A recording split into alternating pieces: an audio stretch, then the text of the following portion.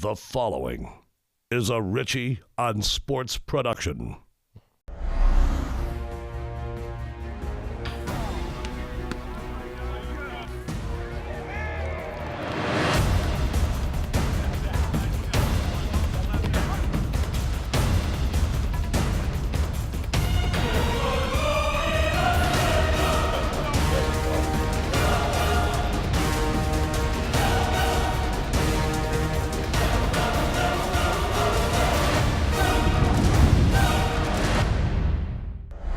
From the showroom of Blue Haven Pools, who offer the best quality, best warranty, best service, exclusive equipment, and a peace of mind with a proven track record since 1954.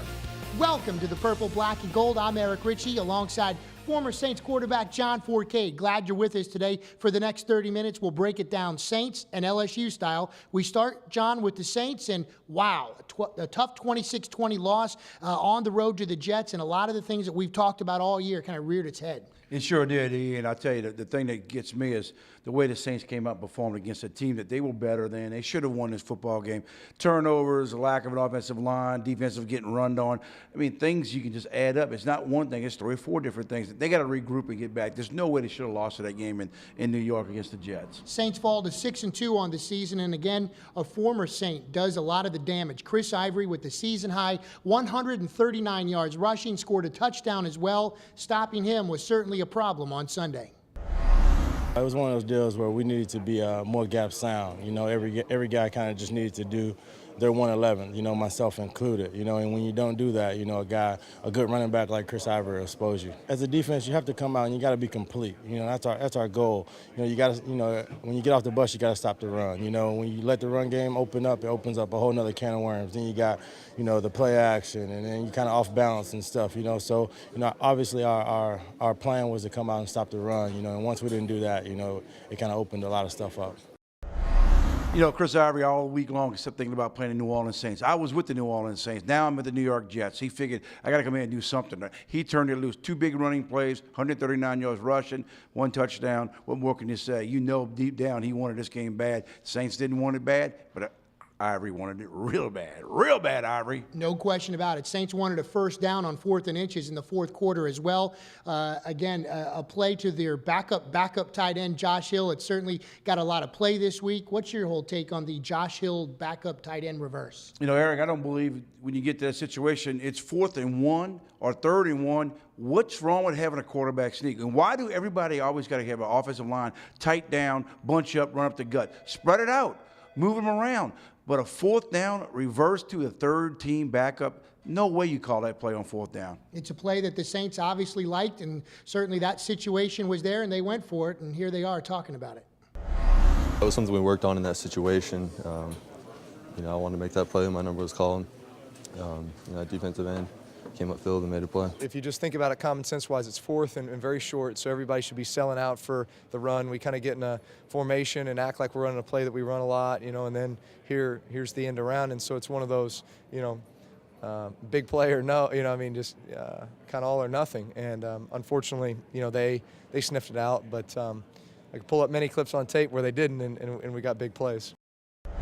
John, we'll talk more about the Saints in the next segment, but right now let's talk about one of the hot topics in the NFL, and certainly the situation developing in Miami. Offensive lineman Richie Incognito suspended indefinitely for, I guess, lack of a better term, bullying a former offensive lineman, which seems kind of like an oxymoron. How do you bully an offensive lineman in the NFL? But that's certainly the case right now with the Dolphins and Jonathan Martin. Well, my whole question is this: where's Jonathan Martin been at all this time? He said it, he's put it out there. Then he comes back and says that, oh no, don't read in what you read or what you hear by the text. It's not all about that. Then all of a sudden, the voicemail comes out, the tweets come out, the texts come out. You know, Richard Incognito is probably in trouble for all this, and obviously they suspended him. But overall, you know, we have a lot of things going like that in the locker room. When I played, I know doggone well what goes on in the locker room. This is between the locker room. But he should have stood up, went to the coaching staff. That's Martin, the guy I'm talking about. He didn't do all this. He let this drag on. Why isn't he in front of a camera and giving his side of the story? Ole Miss, with the Saints. You were in locker rooms your whole career. What's it like as far as the culture, as far as there's always a couple guys that seem to run kind of the leaders of the roost in an NFL locker room? There's an offensive guy and there's always a defensive guy. You'll know who that is once you get in the locker room. That guy stands out, and we all understand that. We're all a fraternity. We're family.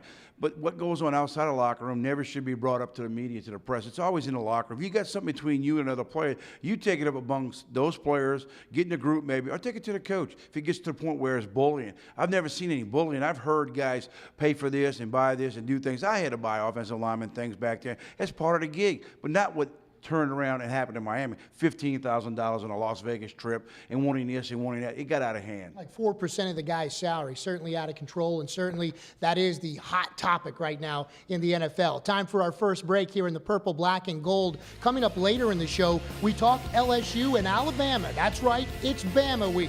Also, when we return, Sean Payton and Payton's Place as we roll on from Blue Haven Pool, the showroom here on the intersection right off the Airline and Clearview. Stop by, log on to bluehaven.com or call for your pool today. This is Robert Namer. Hot talk can only be cooled by an affordable, refreshing backyard resort from Blue Haven Pools and Spas. Since 1954, the #1 choice for building a new pool or existing pool remodeling and service. World's largest, best quality, best warranty, best price. Blue Haven Pools, certified pool designers, fully insured and rated. For health, entertainment, and recreation, visit bluehaven.com. That's bluehaven.com. Welcome back to the Purple, Black, and Gold. Eric Ritchie alongside John Forcade talking about the Saints' Sunday loss to the Jets, falling 26-20. Again, John, when you have Drew Brees throwing over 50 times, you only have 13 carries. That's a recipe for disaster. It sure is, Eric. You know doggone what I've preached all year long. Where's the Saints running attack? They have zero rushing whatsoever. The line's not getting it done. Something needs to happen with this team. How are they 6-2 with just a passing game? Coach Payton certainly talked about being too one-dimensional right after the game against the Jets. As far as what he said this week, well, it's time for Payton's Place.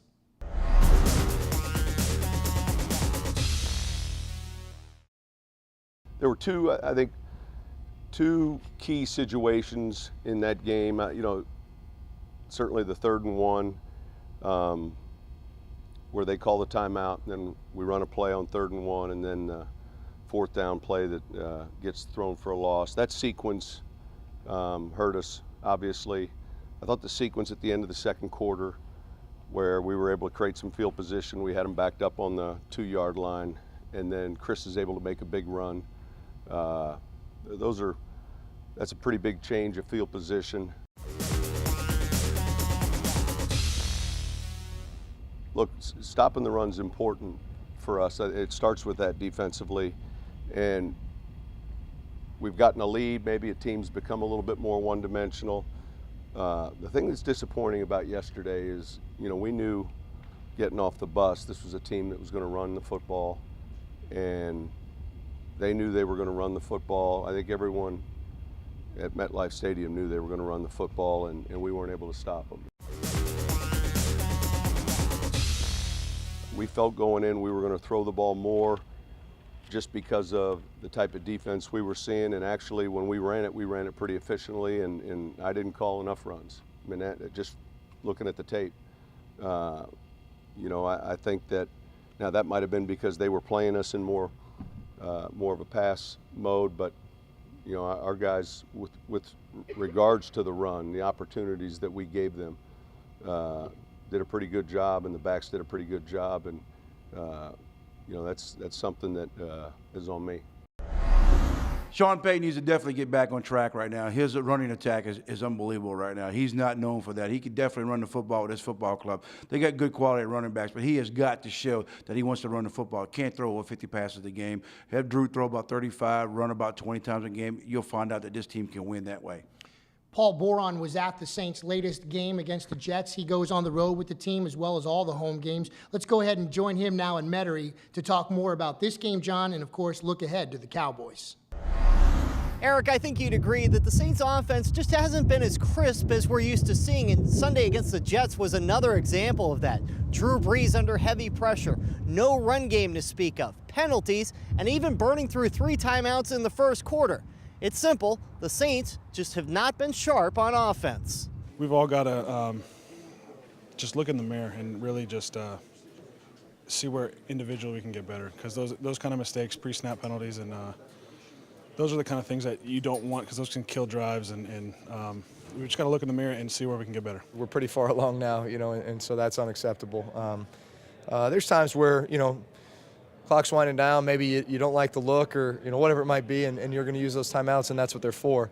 But to go timeout and then delay a game right after, that's unacceptable. That shouldn't happen. And so really that's on us. We've got to make sure that we're communicating better and getting up and getting the ball snapped and executing. This game was kind of hard for us. We couldn't find that good rhythm, couldn't find that good tempo that we're used to having, and that's something we got to work on. We had a few drives where went our way, but a lot. We had little mistakes, having these penalties, jumping off sides, delayed games, those type of things that put you in a hole, and something we can't do. We can't dig ourselves a hole. The Saints have looked uneven at times, and you want uneven? That describes this week's opponent, the Dallas Cowboys, looking like the best team in the NFC at times and playing inexplicably bad at others. It should make for an intriguing primetime showdown. The only way to make yourself feel better about a loss is to get back to work and focus on the process and know then that the result will take care of itself. And the Cowboys are a very good football team. They play well on prime time as well, and so we're going to have our best game ready. Football should be flying at the Superdome as Tony Romo and Drew Brees are 2 of the top passers in the league, while the Saints and Cowboys are near the bottom of the NFL when it comes to the ground game. Paul, thanks. Let's get back to the Saints for a second, and we talked a little bit about the protection of Drew Brees, and that certainly seems like it's becoming more and more of an issue. Yeah, it really is, Eric. I mean, think about this. Through just 8 games, Drew Brees has been sacked 20 times and hit 36. In all of 2009, he was sacked 20 times and hit just 52 times. So it is definitely a concern. Paul Boron, thanks a lot. A little windy out there at the Saints complex. Hey, at least he's got hair.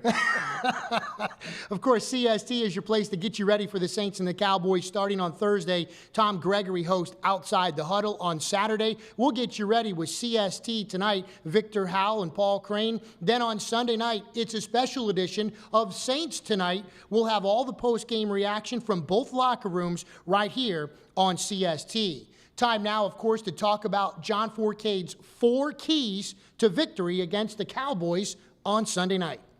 Well, my 4 keys are strictly this. Can the New Orleans Saints make Tony Romo turn the football over and make Des Bryant go nuts?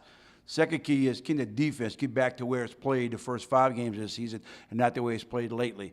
Offensively, can the Saints find that running attack? Can they turn it loose in the running department? And last but not least, can the offensive line protect Drew Brees without having him getting banged around and turning the ball over? Turnovers will kill the Saints. Network game at home, Saints, count it. It's a victory, and probably by double digits. It's time for us to take a break. When we return, we'll hear from the Mad Hatter as Les Miles talks about Bama Week.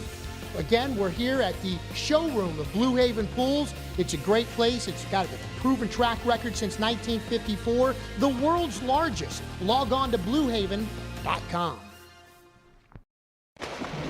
This is Robert Namer. Hot talk can only be cooled by an affordable, refreshing backyard resort from Blue Haven Pools and Spas. Since 1954, the #1 choice for building a new pool or existing pool remodeling and service. World's largest, best quality, best warranty, best price. Blue Haven Pools, certified pool designers, fully insured and rated. For health, entertainment, and recreation, visit bluehaven.com. That's bluehaven.com. Welcome back to the Purple, Black, and Gold. John Forcade went to Ole Miss, but he's doing a show now on LSU, and it's on the internet. Yes, it is. Coach's Cabana. You want to go and look at it? CoachesCabana.com. You get to watch me and my new co-host this week with the Alabama-LSU game. Talking about Bama Week, and certainly everybody is focused in. It's a date certainly that's been circled for a long time for really on both sides. And for the first time in the last couple years, LSU not in the national championship conversation. But when you talk about Alabama Week, there's just something special in Baton Rouge. Might not be in the BCS championship week finals, but guess what? They can upset somebody who they really want to upset. You know how it is between Alabama and LSU. They hate each other. Both get a bye a week before this game. It's going to be an exciting football game. I'm looking forward to it Saturday night. Third consecutive year that both teams are coming off a bye heading into this game, and no coincidence on that whatsoever. We'll talk more about LSU and Alabama, but first, here's the Mad Hatter.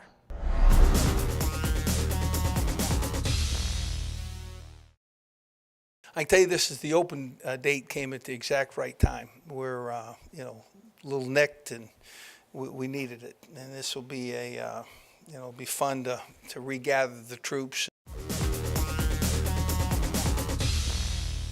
Our guys are in college football for these kind of games. We look forward to playing in them. It's a great opportunity for all. Anytime that you line up against Alabama, there's a rivalry, there's national prestige, and the want to make plays against a very quality opponent is there. I think the greatest compliment that we can pay an opponent is our best efforts, and certainly Alabama will get that. From your perspective, what is Bama week like, and do you enjoy this type of week? Well, what it's like is there's just a little more energy in the step of your team. Their attention to detail is greater. Their attention to watching film and extra time is something that they put in, and I enjoyed very much. I've always enjoyed the competition with some of the better teams in this country, and certainly Alabama is that. I'm certain that there's an argument to be made for Coach Saban and the things that he's done, certainly in the national title games. I think he's does a wonderful job recruiting, and he puts together offense, defense, and special teams in a very efficient manner. Hey, Coach Miles, what do you think about Alabama's quarterback, A.J. McCarron?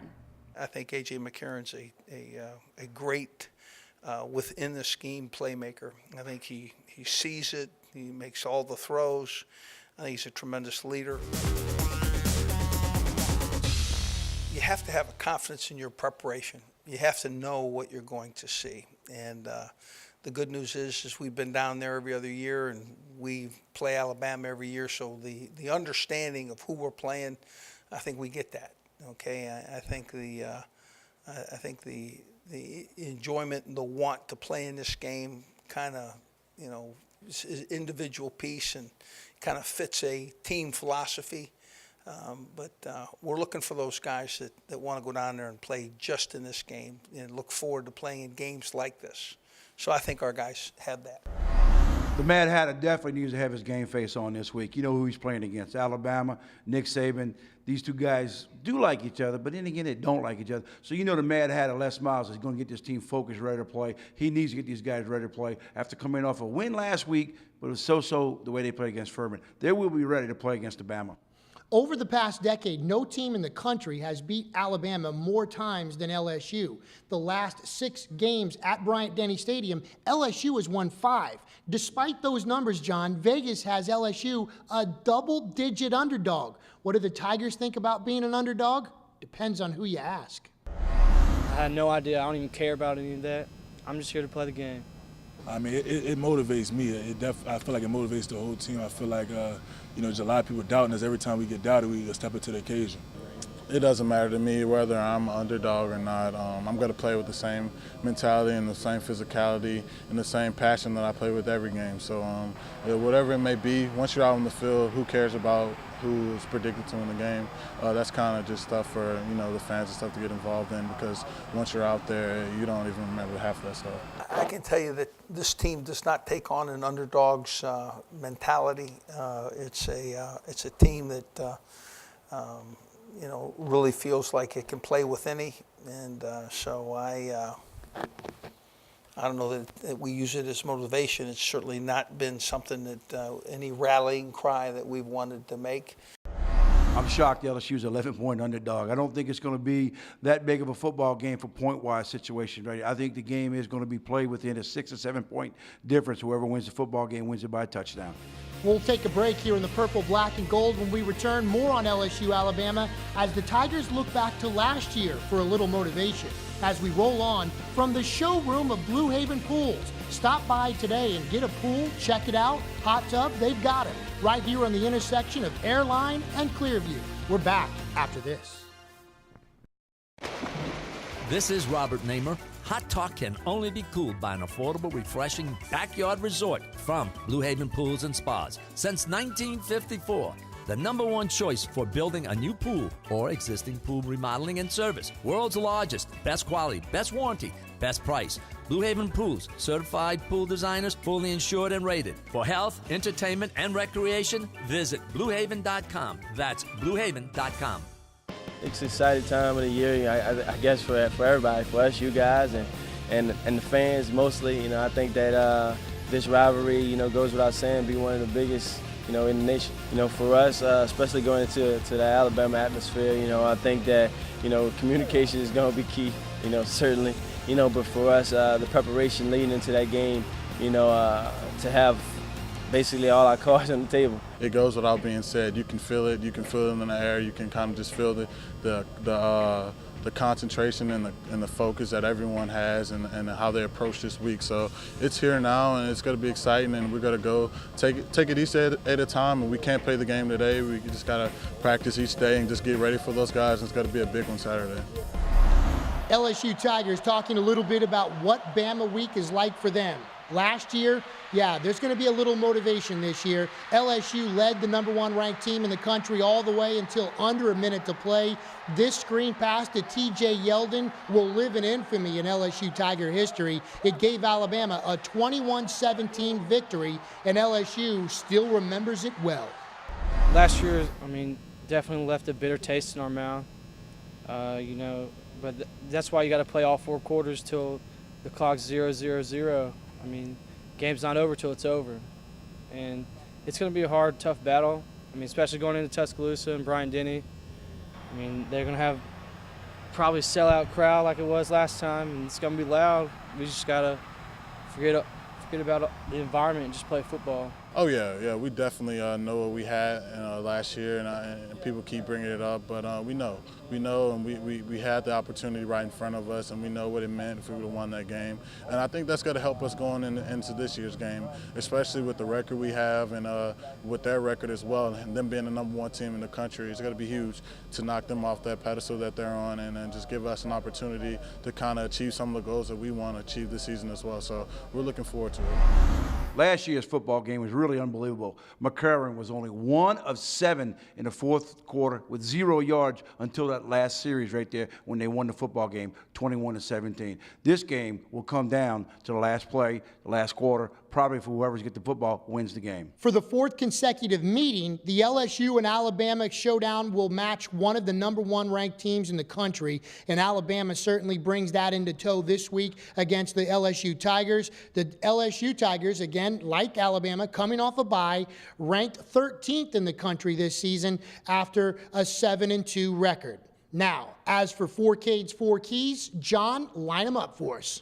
First and foremost, can LSU's offense with the wide receiving crew, the running back crew, and the quarterbacks go up against a good Alabama defense? I think they can. Secondly, can Alabama's defense stop LSU's wide open offensive attack? I don't think it will. I really don't think. Defensively for LSU, the big key is this. Can they put pressure on Alabama's total offensive unit? It's a good offensive unit. And last but not least, will the secondary, the young kids for LSU, step up and get some turnovers for the Tigers? We're down to our final timeout from the showroom of Blue Haven Pools.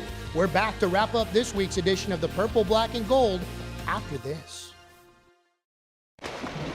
This is Robert Namer. Hot talk can only be cooled by an affordable, refreshing backyard resort from Blue Haven Pools and Spas. Since 1954, the #1 choice for building a new pool or existing pool remodeling and service. World's largest, best quality, best warranty, best price. Blue Haven Pools, certified pool designers, fully insured and rated. For health, entertainment, and recreation, visit bluehaven.com. That's bluehaven.com.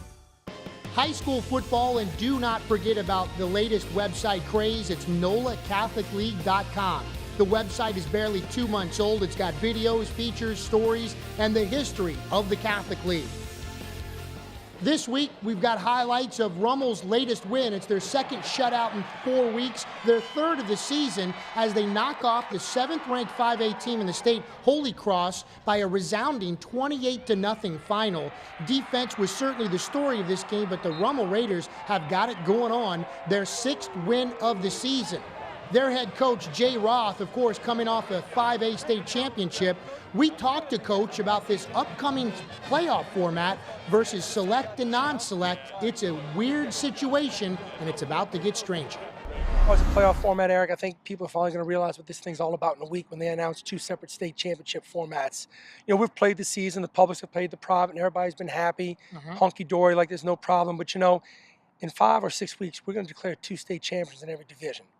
And it's not going to be a true state champion the first time in Louisiana football history. So I know that already. It's going to be interesting to see how everybody else takes it. You can see that entire interview on our new show, NOLACatholicLeague.com. It airs on Cox 4, Wednesdays at 6:30, with replays Thursday and Friday. It's NOLACatholicLeague.com, the TV show version on Cox 4.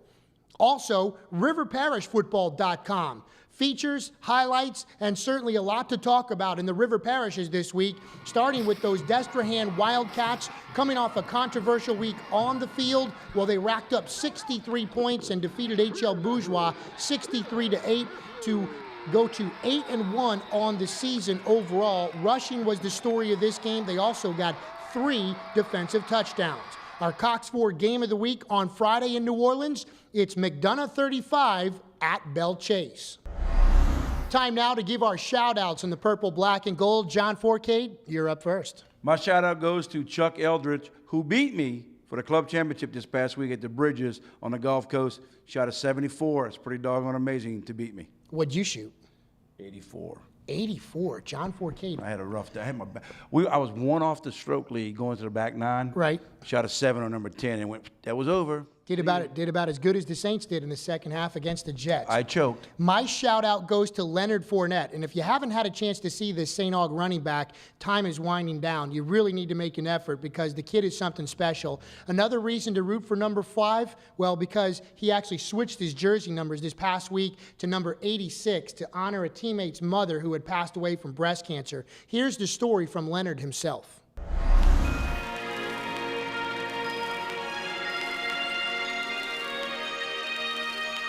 I went number 86 because Jordan Santana, his mother passed away last week from breast cancer, and he asked me to wear his jersey 86, and that's what I did, contribute to him and his family. What was it like to wear that 86 jersey, Leonard, and go out and represent your friend and his mom? You know, it was very special to me and to him because my first time ever wearing someone else's jersey. You know, I'm used to wearing 5, but it was kind of I had to man up. You know, I did it for him and did it for the team. And that's the type of young man he is. He's a young man of great character. You know, he's a humble young man, so he felt like he needed to do that, and that's what he did.